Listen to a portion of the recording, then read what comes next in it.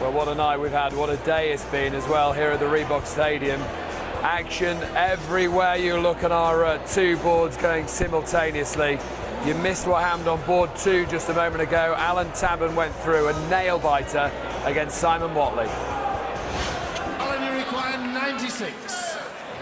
He's the man who can take the match now, book his place in the last 8. Double 9! Gets it! Confirming Tabern beats Watley into the last 8. I seem to be doing everything the hard way. There's no such thing as an easy game, is there? You know what I mean? So, and yeah, I've got to do it the hard way. Everything's got to go to the wire with me. And the only good thing about me is when it goes to the wire, luckily enough, I've got the bottle to do it, you know. So, fingers crossed for the next round. The Tash strikes again, very popular on our texters, is that man. And let's hear from Vincent van der Voort now, just come through, of course, against Jelle Klaassen. Vincent, well done. How hard was it coming up against your good friend Jelle Klaassen? This is the hardest game it was, really. If you play somebody else, it's no problem, but it's a very, very good friend of mine. And like the World Championship, it's no fun to beat a friend. He said the game was going to be fast and furious, and it was exactly that. I don't know, really. I played my own game, and I didn't play very well, but enough to beat him, because it's always hard to play each other. And I know him, and he can play better than this, and I can play better than this. Well, you're into the draw for the next round. Good luck and well done. Thank you. Vincent van der Voort, last year's finalist, is through to the quarters. And still quite a bit of stuff to be sorted out. Wes Newton, Phil Taylor, still to come on board number 1. Wayne Jones against John Parr, just about to get up and running. And Mark Dubridge in action on board number 2 against Gary Mawson. That one tied at 1 apiece. So let's join the action on our main board then.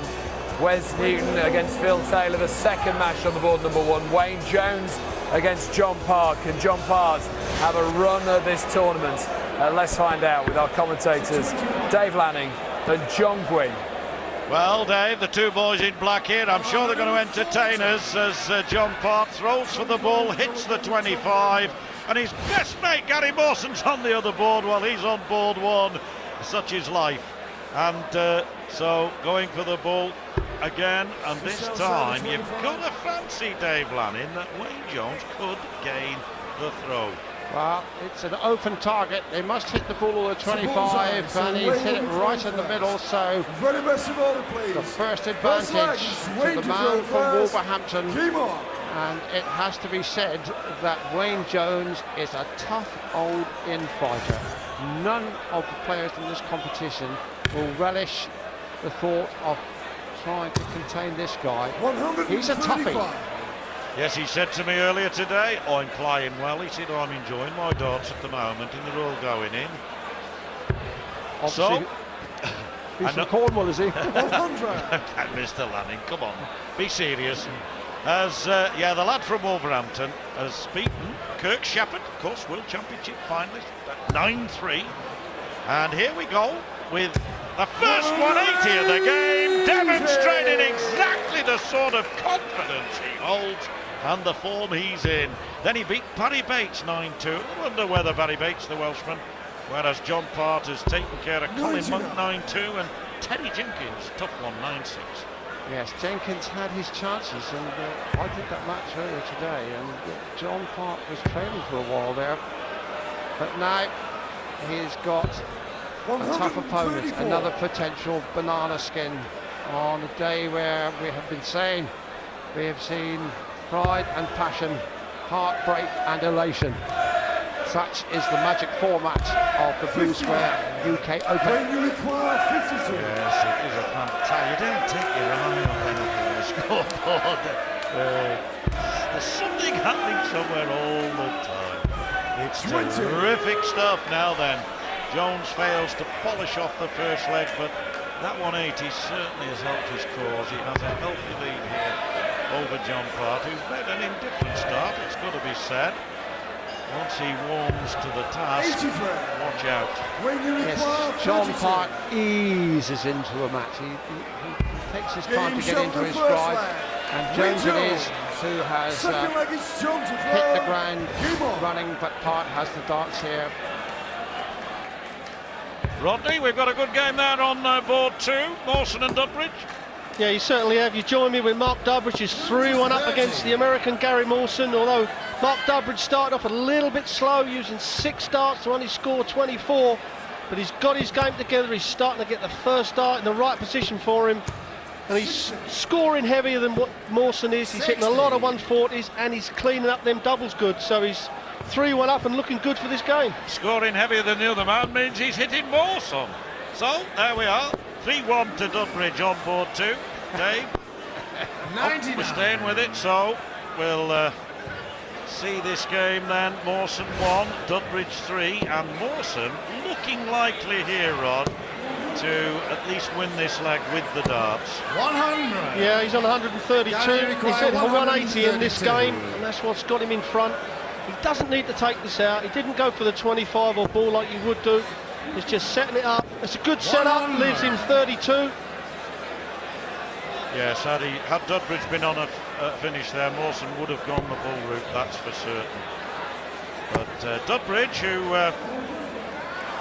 supports Bristol City, I commentated on his game earlier. Just win there over Peter Manley. There's Mawson looking at double 16. Gets it, puts himself back in contention. Dudbridge still has that break of throw advantage. Yeah, he does, and Gary Mawson didn't want to lose that leg and let Dudbridge get too far in front. It's once these players get a few legs up, they start to power score. And Dudbridge, he's not been really on top form over the last year, but just the last month, there's an inkling that the Mark Dudbridge of old is coming back. He's starting to get confidence back in his game. He's settled down with the darts. He's decided he's not going to start messing around with his darts, changing his darts and changing his flights anymore. He's sticking with these darts, and I think that's exactly the right thing to do.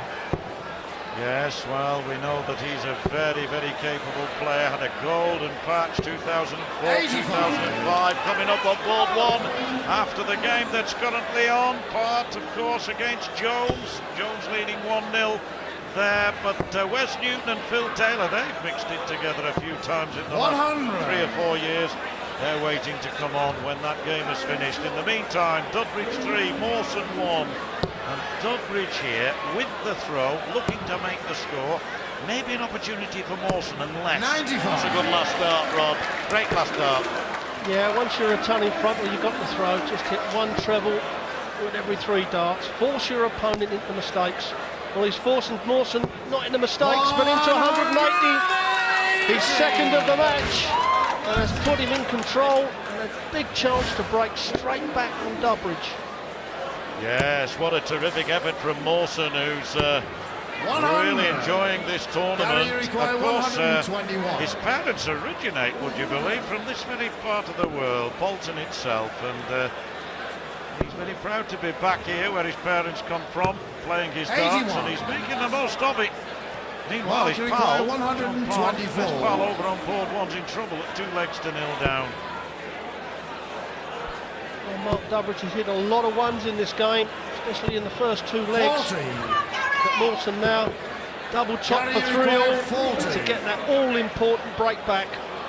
You're going to miss it. Well, he didn't miss it. I was going to say, if you miss it, you want to aim just above the top wire. So that was straight in the middle. Mawson broke straight back. Got the all-important throw.